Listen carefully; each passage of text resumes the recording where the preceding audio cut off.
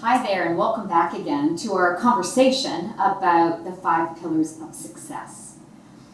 I've already described some of the early pillars, and pillar number 3 for me is basically about being your own self-advocate. Self-advocacy, or embracing self-advocacy, means number 1, that you speak up, that you find your voice, that people help coach you or teach you how to have even some of those really difficult conversations where you may not be, as comfortable or confident offering your opinion. But the reason that self-advocacy is so important and sharing your ideas is because your ideas really matter.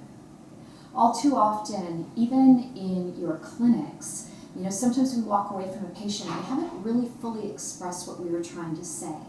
Or if we feel a little emotional because they're choosing not to continue with care or to do some things that we don't think are great, a lot of times we tend to sort of walk away and go, oh, well, I don't want to say anything too harsh to them. That's an ideal place to start to practice your voice. Advocate for what you love and what you know is right within your own profession. If you can start to learn to share your voice and have your voice, that allows you to then think about, how do I take that out into the groups or things I'm involved with in my community? More importantly, how do you take that out to the world then and start to share your ideas? Part of being an entrepreneur is learning to throw new ideas out there, or ideas for a product, or how we would develop that. The other part about self-advocacy is learning to ask for help.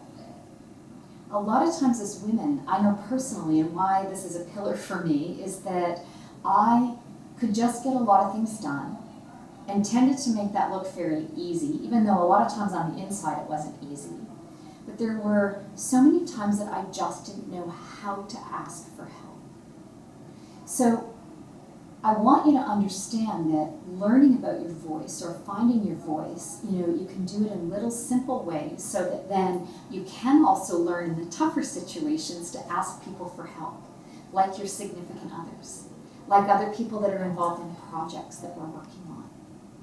So self-advocacy, for me, and why I think it's taken me a lot of years to figure this piece out, is one of the things that I've described to other women in this group, Dr. Kathy, Dr. Tracy, is that as a woman I realized that I have accepted too little for too long.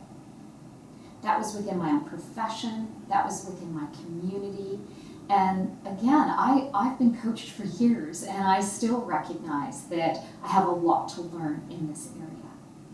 So part of this area, learning to self-advocate, learning to speak up, learning to ask for help.